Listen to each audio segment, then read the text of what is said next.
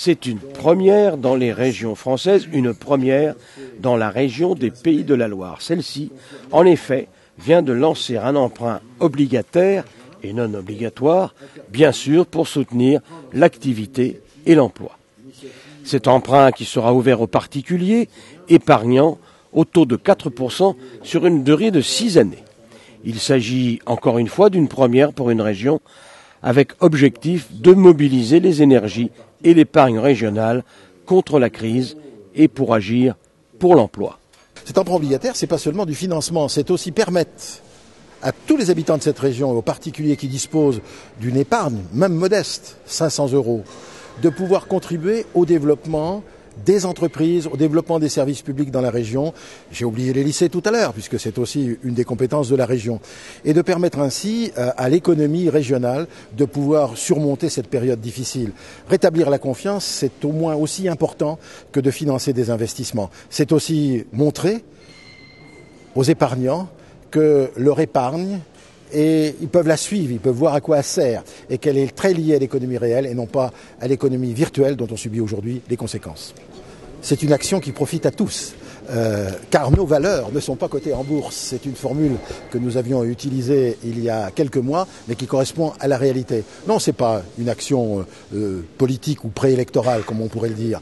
Elle s'inscrit, c'est pas moi qui ai choisi le calendrier de la crise économique. Par contre, c'est moi qui assume la responsabilité, en tant que président de région, de voir comment l'institution régionale, qui démontre par là même à quoi elle peut servir, et là, je crois que c'est une très belle illustration, qui traduit aussi le fait que la région est bien gérée, puisque l'agence de notation a autorisé, comme l'agence des marchés financiers a autorisé cet emprunt obligataire. Monsieur le Président, si la région par impossible devait changer de main, que devient les sous des épargnants ? C'est la continuité républicaine. En 2004, lorsque j'ai eu la responsabilité président de région, la région a totalement honoré ses engagements et le remboursement de ses emprunts.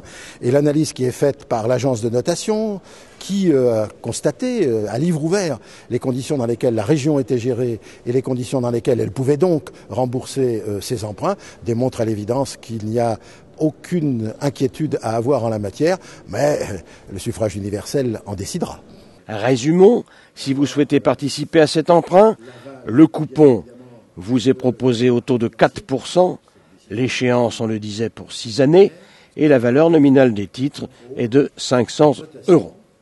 Pour soutenir l'activité régionale et l'emploi, cet emprunt consacrera environ 20 millions d'euros pour prêts aux entreprises qui sont viables économiquement, mais qui ont connu quelques difficultés liées à la crise. Près de 50 millions d'euros pour l'accélération des investissements régionaux en cours et importants. On pense naturellement à la construction de 4 lycées, prévus depuis longtemps, de centres d'apprentissage et d'équipements de recherche, entre autres. Et enfin, le reste servira à accompagner l'investissement des collectivités territoriales de la région. Cette période de souscription s'arrêtera au mois d'octobre 2009, le 9 octobre, pour être précis.